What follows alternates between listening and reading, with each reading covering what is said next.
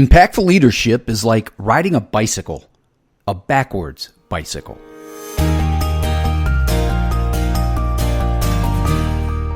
Welcome to Hack Learning. It's what you can do tomorrow. I'm your host, Mark Barnes, and you're probably wondering why impactful leadership is like riding a backwards bicycle. In a moment, you'll understand when we hear from Sanée Bell, award-winning Texas school leader, presenter, and author of the flagship book in the Lead Forward series, Be Excellent on Purpose, Intentional Strategies for Impactful Leadership. Bell shares stories and strategies about ownership over buy-in, empowering stakeholders to reflect on their actions and plan for change, and much more in this excerpt from our recent conversation about being excellent on purpose. So Sanée, please share your stories and strategies. A few years ago, I was watching a YouTube video about the backwards brain bicycle. It was about an engineer who retrained his brain on how to ride this backwards bicycle. The bike handlebars had been switched so that when you turn the bike right, the handlebars right, the bike went left. When you turn the handlebars left, the bike went right. And so he thought this was going to be a piece of cake. Once you know how to ride a bike, you know how to ride a bike. He was wrong. Riding a backwards bicycle required him to unlearn how to ride a bike in the traditional way. In the video, it goes on to talk about how he overcame this obstacle and learned to ride this backwards bicycle after 8 months, hundreds of hours of practice.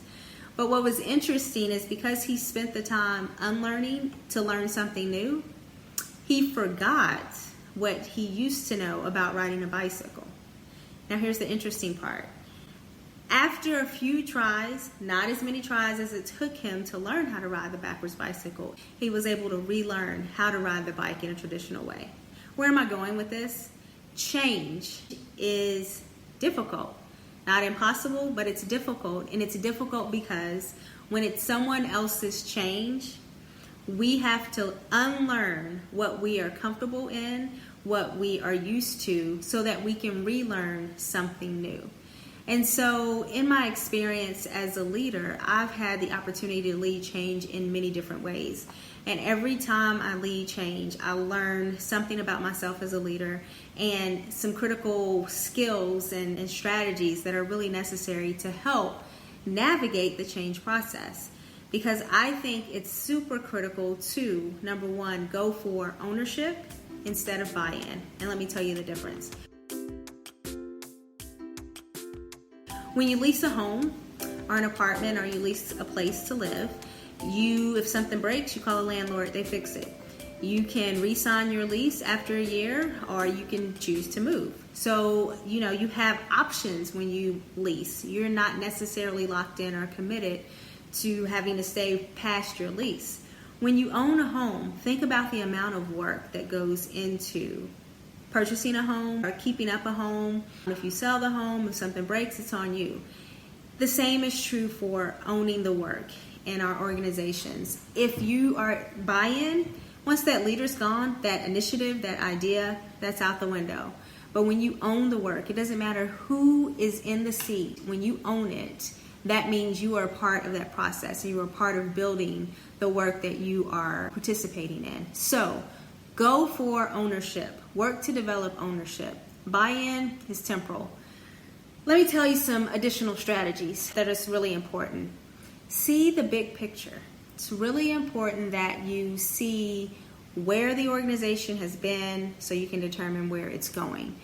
Do not spend your time in the weeds of little bitty things that really don't have a significant impact. There may be things that you really want to change, and it may need to be changed, but if it's going to just really give you a small win, focus on something that's going to have a greater, more significant impact on you and the others within the organization.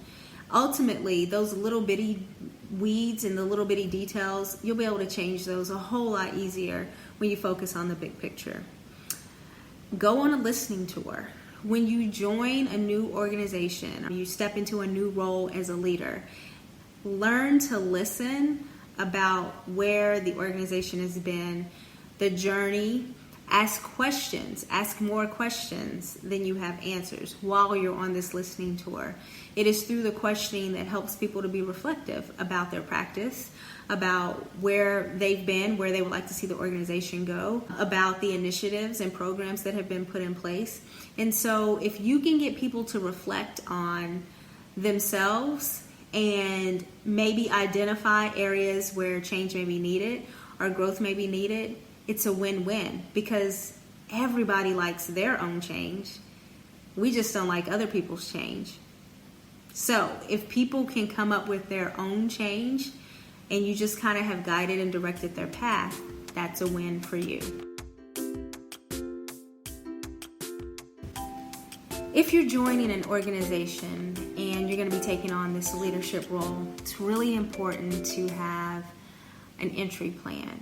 What that entry plan entails is, what are the different activities you're going to do within the first 30 days, 60 days, 90 days, the first year? What are you going to be engaging in that will help give you the knowledge that you need in order to determine where to move the organization forward?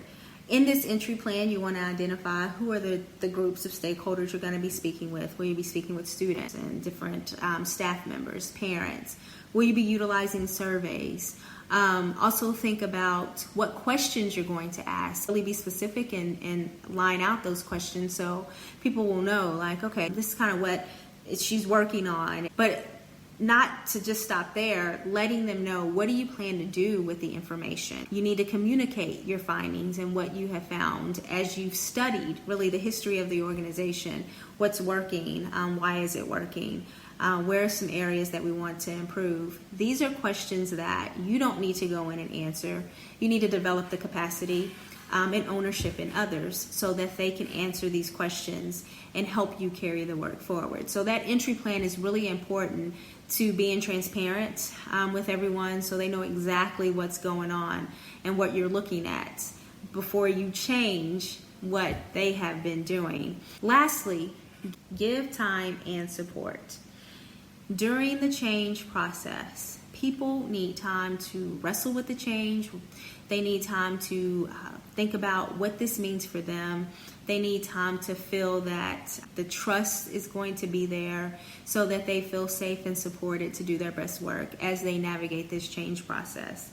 If you see people moving and they're growing and they're getting better than what they were before, then they're moving in the right direction. Not everyone's going to grow at the same rate, and it's okay not to be where you want to be, but you better be moving. You better be starting. You better be moving toward that. And so give the time and support as you're helping people navigate the change process. And most importantly, stay the course. If the change is that important, you will have the energy, because you believe in the work that you're carrying out, to stay the course even through the challenges.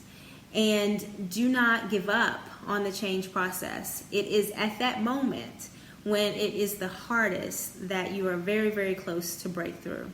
So as you navigate change, remember, when people have to unlearn so they can learn something new, it takes time. It took Destin in the backwards bicycle over 8 months to learn how to ride this backwards bicycle. You know how long it took him to retrain his brain to go back to what he had known for so many years? It was just a matter of minutes. And so it's really easy to go back to what you were doing before, but stay the course and keep giving that time and support so that people will change and never look back.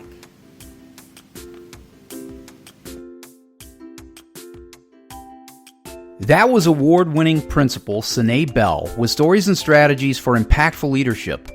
For more about Sanée, her book, and the entire Lead Forward series, visit WeLeadForward.com. For a free preview of Be Excellent on Purpose and 3 more Lead Forward series books, visit LeadForwardPreview.com. And as always, thanks for helping us hack learning, and please visit us at hacklearningpodcast.com.